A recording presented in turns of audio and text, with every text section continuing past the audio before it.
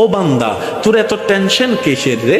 আমি আল্লাহ তো তোর জন্য আছি। সুবহানাল্লাহ, আমি আছি না তোর? আরে যার কেউ নাই তাই না টেনশন করে, যার টাকা নাই সে টাকা নিয়ে টেনশন করে, যার অভিভাবক নাই সে অভিভাবক নিয়ে টেনশন করে, যার মোবাইল নাই সে মোবাইল নিয়ে টেনশন করে। আরে আমি আল্লাহ তো আছি, তো আমি আল্লাহ তো আছি যিনি ইন্নাল্লাহ আলা কুল্লি শাইইন কাদির। আমি আল্লাহ রহমান তো আছি, আমি রহিম তো আছি, আমি গফফার তো আছি, আমি সত্তার তো আছি। সুবহানাল্লাহ, আমি গফফার তো আছি, আমি রাজ্জাক তো আছি।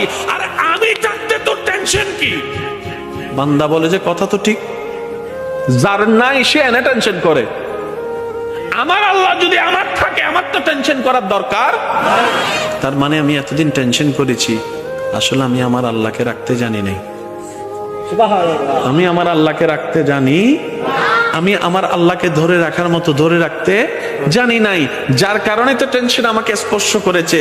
সেজন্য দেখবেন আল্লাহ ওয়ালা যারা হয়, মাথার উপর ছাদ নাই কিন্তু টেনশন ছাড়া মুখে হাসি আছে, পেটের মধ্যে খাবার নাই মুখের মধ্যে কিন্তু টেনশন ছাড়া হাসি আছে, যার উজ্জ্বল দৃষ্টান্ত এই পৃথিবীকে চাক্ষুষ ভাবে দেখিয়ে দিয়েছেন কারবালার ময়দানে ইমাম আলী মাকাম ইমাম হুসাইন রাদিয়াল্লাহু তাআলা। সুবহানাল্লাহ, পরিবার সবাই শত্রুদের তীরের ভিতরে ছিল, তলোয়ারের ভিতরে ছিল, কাফেলার মধ্যে খাবার নাই কিন্তু মুখে কোনো টেনশন নাই, পানি নাই কিন্তু মুখে কোনো টেনশন নাই, পরিবার শহীদ হচ্ছে মুখে কোনো টেনশন নাই।